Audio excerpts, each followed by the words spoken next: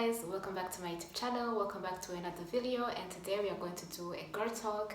I enjoy doing girl talks and I wanted to do this video for a long time. I even wanted to talk about this subject in my stories on my Instagram, but I was like, girl, wait and shoot a video about this. So the rain is about to ruin this, but we're still moving. We are still shooting this video. The rain's not gonna stop us. So today we're going to talk about 5 things you need to know about relationship before getting into a relationship. I will try to find a great title for this, but we're going to talk about 5 things that I learned from relationship that will help you improve your relationship. I'm not, first of all, let me be clear on this one. I am not a relationship coach.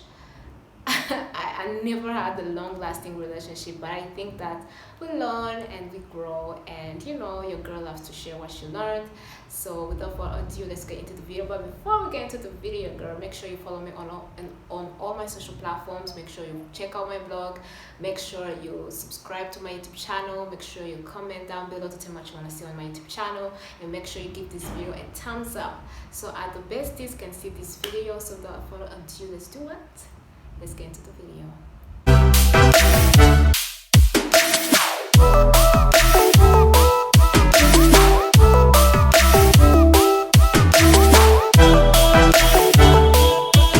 So as you saw from the title, today we're going to talk about relationship.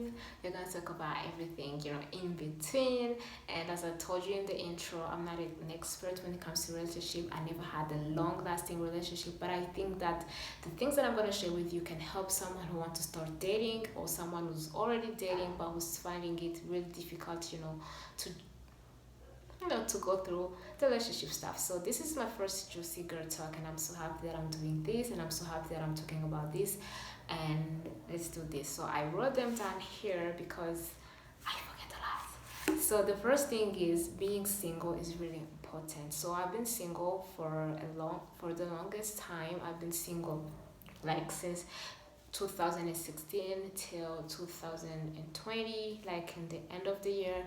And I decided to be single because I was, back in the days I jumped from one relationship to another relationship, and I was caught up in that, and then I decided for a moment that I needed to stop dating and I needed to focus on myself. And being single has helped me grow, love myself, prioritize myself, and has helped me to appreciate living all by myself, to be all by myself, to be me. It has helped me to know who I am for real. And being single has also helped me to set boundaries. Boundaries are really important, not only in relationship but in your everyday life. You need to have boundaries, you need to have standards, you need to have things that defines you, and you cannot say those things if you're always jumping from one relationship to another. I'm not against dating and exploring things, but I think that you should take time to be by yourself and to learn about yourself. So another things that can help you improve your relationship is that no relationship is perfect.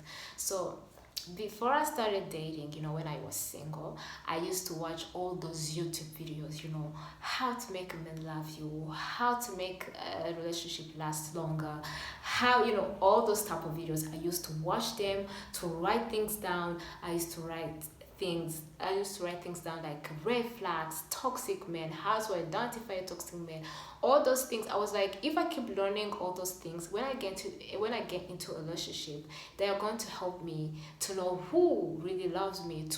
They're going to help me to be a better partner. They do help. I'm not gonna lie, they do help. They help me a lot, but they're not gonna make your relationship perfect.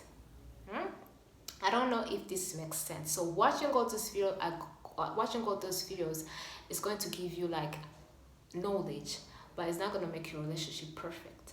And I think that being in a relationship exposes you. Being in a relationship shows who you really are, because you can have all the things figured out all by yourself, being single and being a boss lady and saying things. But when you get into a relationship, that's when you know who you really are, because you're getting to learn how to live with another person. All your traits come out when you're dating. That's one thing that I learned. Like, let me fix the light. I think the light is really betraying me. So let me do like this. So as I was saying, I think that being in a relationship exposes who you really are. So let me give you like a little story. So I was single, as I told you, from 2016. So when I started dating last year, I was like, I think now I'm ready. I think now I'm ready to put myself out there. That's what I told myself, and I started seeing guys. So when I got into a relationship for the first time, hey, all my toxic traits came out. And I thought that I worked on them while I was single, which I did, but I didn't know that it really worked until I got into a relationship. All my toxic traits came out when I started dating this guy, and I'm not gonna lie, it was really embarrassing because I was like, oh no, I think I'm ready. But when I got into a relationship, that's when I knew that I wasn't ready, you know. And you can never know how to act into a relationship if you're not in a relationship. Like watching all this video is going to help you, but it's not going to make you a better partner, period. I said what I said. So I think that you need to know that no relationship is perfect. What you see on YouTube is really nice, but sometimes there is a little backstory that you don't know about, and no relationship is perfect. And you have to go into a relationship knowing that you have to give your partner the room to grow, the room to know who you are, and you have to do the same from him. You have to be patient, you have to communicate. Communication is key. And I think that you need to know that no relationship is perfect. You need to keep your expectation like low. Don't be like, oh, it's going to be my pressure, it's going to change the world for me. That's not going to happen. It's really different. When you get into a relationship, that's when you know that things are not easy and things are not perfect. Things are not always cute. So no relationship is perfect. So I also thought about doing a video about my toxic traits that I learned when I started dating and how you can overcome them. I'm still overcoming them. So if you're interested in that kind of video, let me know in the comment section and I will be happy to do one for you. Another tip that you need to know that can improve your relationship is that patience is key. You know, you have to be patient. Not only for your partner, you have to be patient with yourself, because as I told you, when you get into a relationship, it exposes who you are, and you have to be patient with yourself. Don't be hard on yourself when you learn something bad about yourself. So like for example, I learned from my past relationship that I had self-sabotage as a toxic trait. I'm good at sabotaging my relationship. So it is like my past experiences, my past relationship didn't work, as I told you. And whenever I got into a relationship, I started like planning how it's going to end. I don't know if that happens to you, but it happens to me. I start thinking like, what's going to happen on this one? Like, this is a new guy. What do you have in store? Like, what's going to happen? How is this going to end? When you start thinking like that, you start making plans on how you're going to react if something comes up. So I used to be like that, which is self-sabotaging, which is not good. So when I saw that I was being toxic to my partner, I wanted to work on myself, and I started putting pressure on myself and being like, girl, you need to be perfect, you need to be a good partner. And working on something toxic on yourself is not something like that you do like, it takes time, and you have to be patient with yourself, and you have to be patient with your partner as well. Because if you see something not good on him, don't be like, I'm gonna quit. Give him room to learn, grow, and change. And that requires patience, and you have to be patient. So you have to be patient with yourself, you have to be patient for your partner. Patient and communication is key in a relationship. Don't let people fool you. If you see something toxic, I just remembered. So there's this toxic like trend that has been going on. Things like, if he had this toxic trait, you better go, you better leave. Are you perfect? So girls have been doing things like, oh, I have seen a red flag. No. Are you perfect? You're not perfect. The way you're identifying red flags on your partner is the same way that he's identifying red flags on you. So if you see something bad on your partner, don't run, don't leave him. Sometimes he needs your help. Sometimes she or he needs you to tell them that that thing is toxic. Maybe they don't even know that what they are doing is toxic. So don't be like, I'm going to quit because it's toxic. So talk to that person, Point things out. Tell them what you feel. Communicate with them and be patient. If you tell them what if you tell him or her what is bothering you and they don't do anything about it, that is when you need to do something about it. I have been toxic, and I'm not gonna lie, was if my partner wasn't patient with me, I could have changed. I couldn't have changed. My English today is bad. But he was really patient, attentive with me. He tried to understand me. And I think that's how relationship works. Relationship is not you're toxic, I'm leaving. Red flag, I'm leaving. You can see the red flag and point it out and keep it in your head and try to work that thing out. If the person doesn't want to change, the door is always open. But don't be like, I think I'm perfect, so if this person is not like I want him to be, I'm going to leave. No, baby, that's not how relationship works. So the first one is that the first 3 months are important. That is something that a good friend of mine taught me. So when I started dating, the first 3 months are really sweet. You're still in your boo boo sweetie moment.